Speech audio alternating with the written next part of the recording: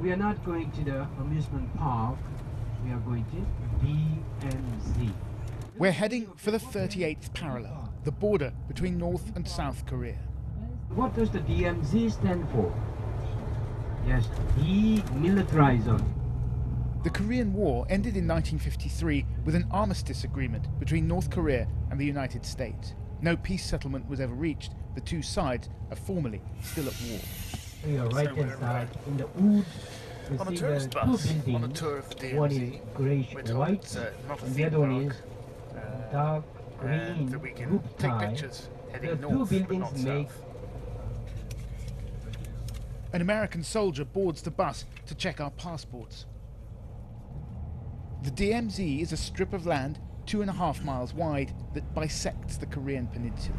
Outside of that narrow strip, there's heavy military build-up on both sides. As you drive north out of Seoul, you start seeing strange structures on the road. At first glance, they look like ordinary advertising hoardings, but look again. So these structures are actually designed to be blown up.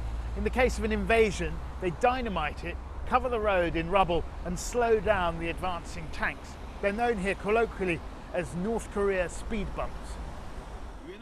Koreans have lived with the threat of war for decades, but actual hostilities seemed unlikely so long as the North didn't strike first. Now, some are questioning that. I would prefer not going the route of the military, but it's something certainly that could happen.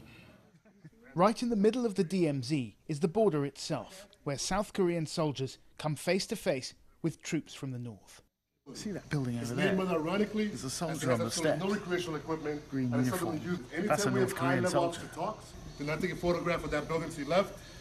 They're not taking photographs of your well tower. There are American troops here too, part of a 30,000 strong US force on the peninsula. Has anything changed because of the kind of tensions around the we're so close that our security is always as pretty high as it is. So. The blue huts straddle the border. It's here that the two sides officially meet. All right. It's also the site for all general officer and higher level talks. Now, MAC meeting is done in 2 languages, English and Korean. When we talk about tensions on the Korean peninsula, this is the place where they reach their apex. We're in North Korea now. We're in North US Korea. or allied. This is the line. Yes, so the other side of that table, the other side of that microphone is North Korea. South, north, across the line. That door over there goes straight out into North Korea. Peering across the border into the world's most isolated nation may be fun for tourists, but it doesn't really give you a sense of what it's like to live there. For that, you need to speak to a defector. Of course, we have a smile and laughing there. We go to schools and meeting parents, and people go to work, factories, whatever. But on the same time, we grew up with constant public executions. We have to face that people are dying in front of us. During the famine, we could easily see the dead bodies, and sometimes the bodies weren't removed, so the smell of decomposing flesh were everywhere. And we have a lot of political prison camp, and people are disappearing sometimes, the whole family in the middle of the night. Hyun Seo Lee escaped from North Korea when she was 17. Today, she lives in exile in Seoul, watching nervously as the regime raises the stakes.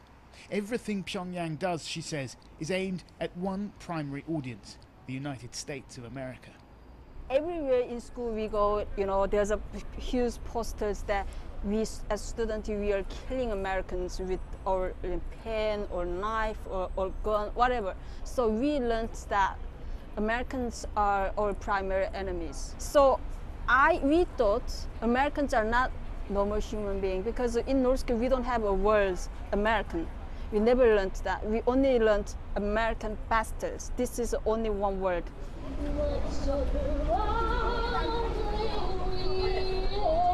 Living in exile, many North Koreans believe their only hope of seeing their homeland again is regime change. Last week, we saw them demonstrating outside the US Embassy in Seoul, urging Donald Trump to do just that. But South Koreans are divided over the presence of the Americans. Over there, they're saying, let's start a war. Over here, they're saying, American military, get out of here.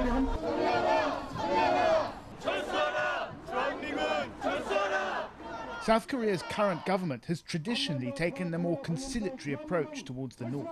But after the recent nuclear and ballistic tests, Seoul has agreed to the deployment of more American missiles. 한반도 긴장고조 사드를 철거하라! 철거하라! 철거하라! 철거하라! Throughout the decades, the Kim dynasty's ultimate goal has remained consistent: to drive the Americans out of the Korean peninsula. But democracies, unlike totalitarian regimes, are subject to the whims of changing administrations. When you were in intelligence, what was your main concern? North Korea. Jong-il-ra has spent half a lifetime studying the Kim regimes. Is Kim Jong-un mad? No. Highly rational man, highly competent, I think. If outside the world reacts to North Korean crisis in a sort of prudent, rational way, sort of sensible way, I do not believe there is much chance of North Korea actually using that weapon against other countries. I myself cannot quite make out what Washington is ultimately up to, what they are going to do. I mean, President seems to be saying something, and the Secretary of State saying something else. Is it a strategy? Is it a tactic? Or is it just a confusion within the administration? I do not know. Back in the demilitarized zone, the interactions between these two nuclear-armed adversaries are like moves in a carefully choreographed dance. We actually picked up a fisherman. Well, we're pretty sure it was a North Korean fisherman. And we picked him up, and he wanted to go back. So we had to set up a meeting, we had to set up a date in which we did a turnover between him and them, so we all had our troops around. What are the relations like? Are they friendly or? No, they're not friendly. I mean, they hate us. So one of the things about all these rituals is that they make the whole situation feel more safe. It's ritualized. Nothing can possibly go wrong. The worry, of course, is that it's a false sense of security. It's the end of our trip.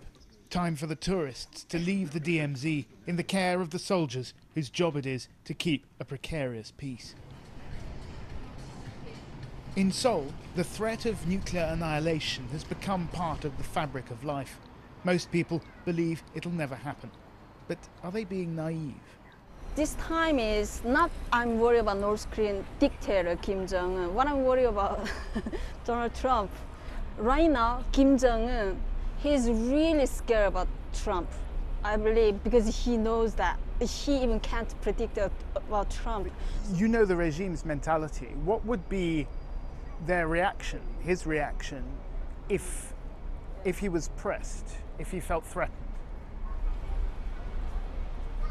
Click the nuclear button. This is a game played for impossibly high stakes. Up till now, the rules have been clear. An escalation is punished by sanctions. Compromise is rewarded with sanction relief. The key to keeping the Cold War cold: no sudden movements.